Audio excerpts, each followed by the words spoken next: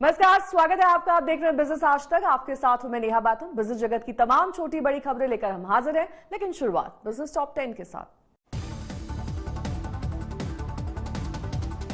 अप्रैल से जून तिमाही में जीडीपी के आधिकारिक आंकड़ों के आने से पहले अनुमानों में दिखे तेज ग्रोथ के संकेत। 18 से 21% रह सकती है पहली तिमाही में विकास दर। ऑटो सेक्टर की मदद के लिए सरकार ने टैक्स घटाने पर विचार करने का दिया भरोसा। ऑटो इंडस्ट्री ने कहा, केवल बातों से नहीं बनेगी बात, सरकार को उठाने होंगे ठोस कदम।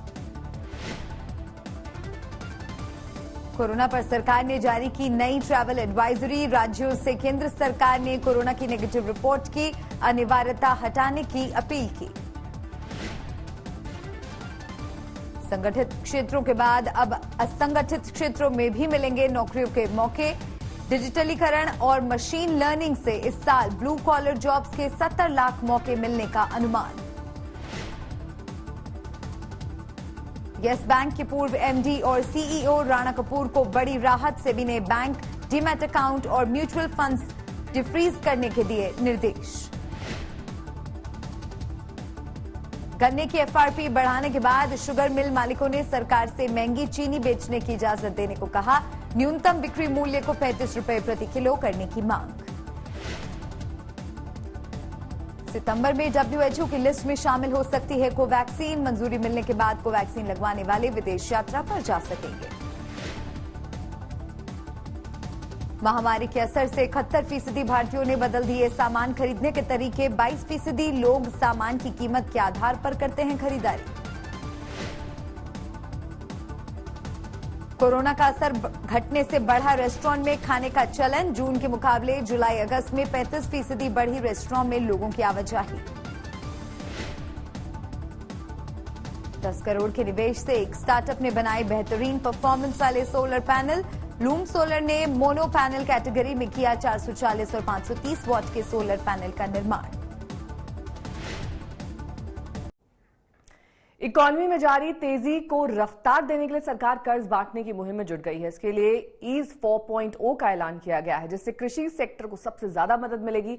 निर्यातकों को भी आसान लोन मुहैया कराने के निर्देश सरकार ने बैंक्स को दे दिए हैं। इसके अलावा आम लोगों को भी अक्टूबर में बैंक 1.5 लाख तक का कर्ज देंगे।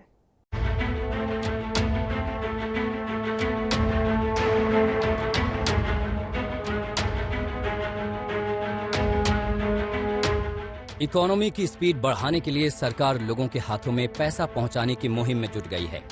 हालांकि इसके लिए सीधे तौर पर मदद का तो प्लान नहीं है, लेकिन आसानी से कर्ज मुहैया कराने की रणनीति पर सरकार काम कर रही है। अलग अलग सेक्टर्स को लोन देने के साथ ही अक्टूबर से बैंक हर जिले में भी कर्ज बांटने के लिए विशेष अभियान चलाएंगे। वित्त मंत्री ने ऐलान किया है कि एनबीएफसी और एमएफआई के जरिए कर्जदारों को 1.5 लाख रुपए तक का कर्ज दिया जाएगा। Credit to be given up to a top ceiling of 1.5 lakhs, for which the NBFCs will also help the MFIs to reach out. I understand good progress is being made on that. Debashish will probably brief. So, in order to keep up the momentum of stimulus that we are periodically giving, we've also asked the banks to move out there and give people who would want to borrow from them for any one of their requirements. जिन sectors को आसानी से loan मुहैया कराने की कोशिश की जा रही है, उनमें शामिल हैं कृषि और एक्सपोर्ट आधारित सेक्टर।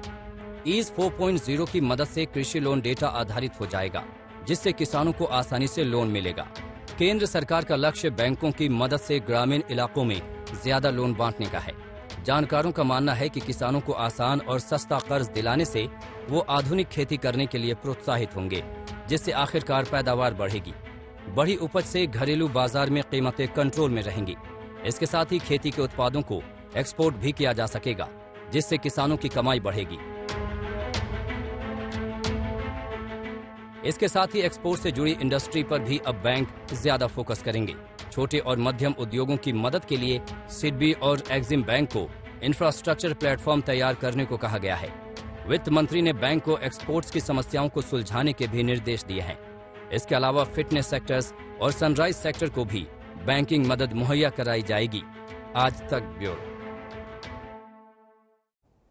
नेशनल मॉनेटाइजेशन प्लान के तहत सरकार शहरी रियल एस्टेट को किराए पर देकर 15,000 करोड़ रुपए जुटाएगी। बेहतरीन लोकेशंस की इन संपत्तियों से रिटेल और टूरिज्म सेक्टर को बढ़ावा मिलेगा।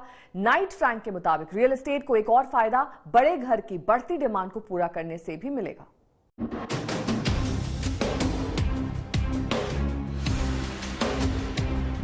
नेशनल मॉनेटाइजेशन प्लान यानी NMP देश के कई सेक्टर्स के लिए मंदी के माहौल में तेजी के मौके लेकर आ रहा है। NMP से कई सेक्टर्स की तरह रियल एस्टेट को भी बड़ा फायदा मिलना तय है।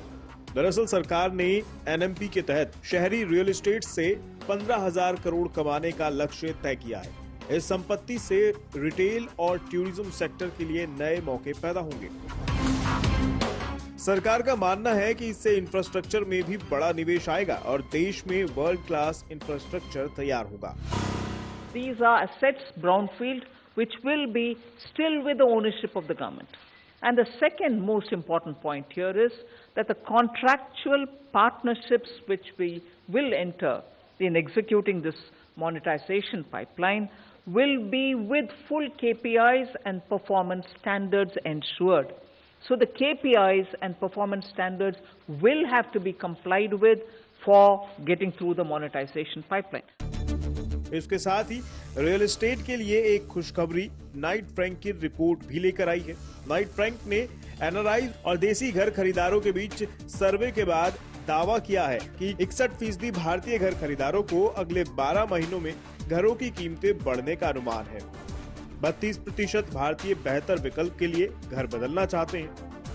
87% लोगों को अपने ही शहर के घर की तलाश है और वहीं 26% भारतीयों ने महामारी के दौरान घर बदल भी लिया है। ज्यादातर लोगों ने खुली जगहों, दोस्तों या परिवार के नजदीक रहने के लिए घर बदल लिया है। इंडिया के केस में स्पेसिफिकली हमने देखा कि ये एक factor of being nearer to family and friends भी एक महत्वपूर्ण कारण था लोगों का रिलोकेट करने का। और ये एक फीचर है जो बहुत स्पेसिफिक था इंडियन रिस्पोंडेंट्स के लिए। काफी सारे रिस्पोंडेंट्स ने बात किया कि जब वो लोकेशन प्रेफर करेंगे तो वो देखेंगे access to green space, health infrastructure, air quality. So ये फैक्टर्स अब इम्पोर्टेंट हो गया है, ज्यादा इम्पोर्टेंट हो गया है होम बायर्स के लिए। सेकंड होम के बारे में भी लोगों की राय का विस्तार से जिक्र किया गया है, जिसके मुताबिक 37% भारतीय गंभीरता के साथ सेकंड होम तलाश रहे हैं।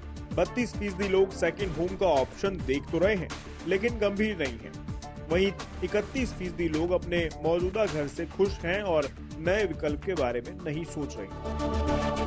डेवलपर्स का मानना है कि अब ग्राहकों को दाम से ज्यादा पसंद का ख्याल है।